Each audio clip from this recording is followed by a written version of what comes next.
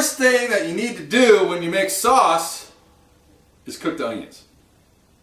Why? Because onions take a long time to cook. So let's turn it on. It's going to turn black. This is the olive oil. We're going to put a fair amount in. You're going to say, wow, you're putting too much in. But I'm not putting too much in because you got to have some olive oil in the sauce. Okay, that's how it's going. Problem one. Uncle Chris ran out of memory card space and we missed half of the onion tutorial. Problem two. Some of the onions got a little too crispy because Miranda wanted to check Facebook. So let's start over. And you want these to be cooked before you add the garlic. Some guys add the garlic now, and then I think they got burnt garlic. Sometimes you want bitter flavors. Like for example, when I'm drinking a delicious Negroni with Campari, it's extremely bitter. But that's because I want it that way. I don't want my marinara sauce, my Bolognese sauce to be bitter. What's the whole point of teaching Miranda how to cook Bolognese? Because it's easy and simple. So you start overanalyzing every detail, then she's never going to make any sauce. So, let me just check the camera. What we're going to do now, we're going to turn that down. Now why would I turn it down? It sounds like there's a little bit too much crackling going on. Let's just turn it down. Yeah, we don't need any crackling right now. Okay. We added salt, in case we didn't catch that, because we talked about adding salt on every stage. We added salt to the onions, so they're looking great. What I'm going to do now when I have a second is I'm going to take these tomatoes and I'll put them in the blender. Chris, why are you making Bolognese sauce, man? You can add Bolognese sauce anywhere. I don't know why this is the case, because we're living in 2014, but I do not know why there's an entire section in the grocery store dedicated to pasta sauce and all of it's terrible. I don't know. So that's why you have to learn how to make it. Okay, so now our onions are at a level now where I think they're going to be pretty good. They're soft, they're delicious. We could keep going. Remember, if you keep going, you change the flavor. Sometimes that's desirable. If you cook these for like 30 minutes, you're going to have caramelized onions. They're going to be brown, they're going to be super sweet.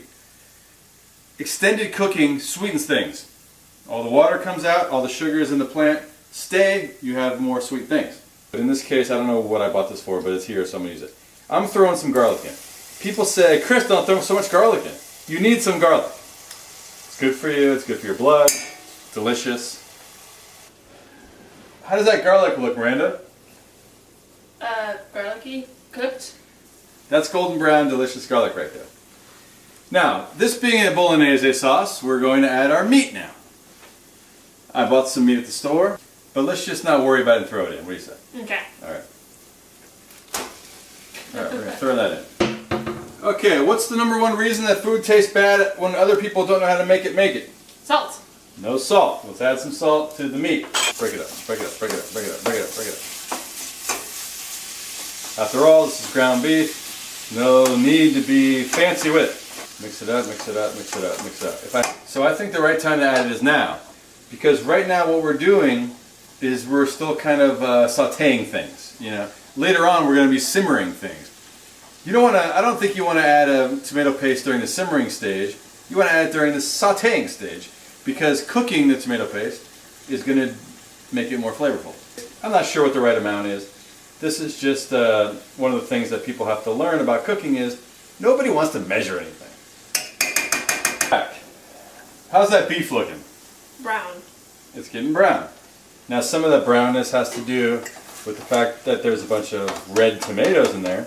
I don't think it's quite as GBD as it should be, but it's on its way. You would think it's impossible to make a mistake in boiling pasta. It's all it is water with some stuff thrown in. But you'd be surprised. I've seen people simmer pasta. I've seen people put a whole pot of pasta in a little container where all the pasta ends up sticking together. The pasta needs room, Miranda. It needs to move around. It needs water to swim in. Don't put it in a little pot where everything's going to become clumped together. So some people have taught these people, oh yeah, the reason that your pasta's all clumping together is because you got to put oil in the water, because the oil will smooth out the pasta and it won't stick together. You do not want to do this, people. You want to add what to the water, Miranda? Salt. Salt's got to go in the water. Who taught you that? Mom? Mom, you know things. Okay, you're going to say, Uncle Chris, take it easy on the salt. And I'm going to tell you, we're not going to take it easy at all on the salt. This is how much salt you put in the water. Water. You go like this. Does it taste like salt water? It's got enough salt. Does it taste like nothing except water? Then it's not enough salt. We're going to just add the tomato, the pureed tomatoes to this because after all, it is going to be a sauce. So let's bring it over. You could even make an argument that we could add some wine at this point, which I think we should do that. It definitely needs pepper. It definitely needs salt. It might even require some sugar. We're not even worried about that right now. I promised you that I would tell you why it is that you want to put all that salt. Some of that salt's going to get in there. This is dry. It's got to rehydrate. How's it going to rehydrate? From water. When the water goes in the pasta, it's going to rehydrate with what's in the pot. If there's no salt in the pot, it's just going to be regular water. If there's salty water in the pot, it's going to be salty water in the pasta. So we want that. 2, something happens when you cook this that it becomes like pasta has like a starchy exterior. Starchy exterior is good because it's sticky. Sticky exterior grabs sauce. Now you put olive oil in that pot, you have slick exterior. Slick exterior doesn't grab sauce. I think it's time to check it. So what we're going to do is we're going to turn this pot off. Now you've heard wives' tales where it's like, the pasta's done when you time exactly 3.5 minutes. The pasta's done when you pull a piece of spaghetti out and throw it against the wall and it sticks. Oh, the pasta's done. So you got to take a piece. It's kind of hot. You got to like worry about that. But we're going to take a piece here. Okay, we got 2 pieces here. Okay, I'm going to take a piece. I'm just going to go like this. Okay, I know it's done because I know things.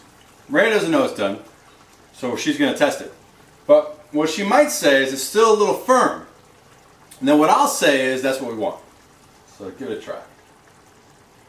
The main reason is that you put some pasta water in there, then later on when I add some of this tomato sauce in there, which is not the best way to do it is to add the pasta to the sauce, but we have pan issues here. So what we're going to do is we're going to add this sauce to that pasta, because that's the bigger pot. But a little bit of water in there, it has some starch in that water still. That starch, if you know anything about starch, you know it's a thickener. That starch is going to grab some of that pasta, it's going to make it delicious. Why do you have to add wine? Is it because it's romantic? Is it because it's colorful? Is it because it's fruity? The last one, yes. The other 2, no. But the main reason is alcohol is a flavor solvent. Don't be the person that serves the pasta on the plate and then adds like a ladle of sauce on top. That's annoying. Then the person's got to like mix up the pasta on the plate. They're going to make a big mess. How are they supposed to eat their pasta with the right amount of sauce on it if they're constantly micromanaging the sauce and the pasta? You want to add the pasta to the sauce almost to the point now where I'm saying I don't need to add anything else. Now the camera can't see, but we don't want to eat soup. What do you think? Do you want some more or do you think that looks good? A little bit more. Okay, a little more. Check it out for salt. Now, I'd add red pepper to this. Miranda doesn't like red pepper. I'd add black pepper to this. We don't have any black pepper because we're moving. Might have been easier to add the salt before we mixed in the pasta, but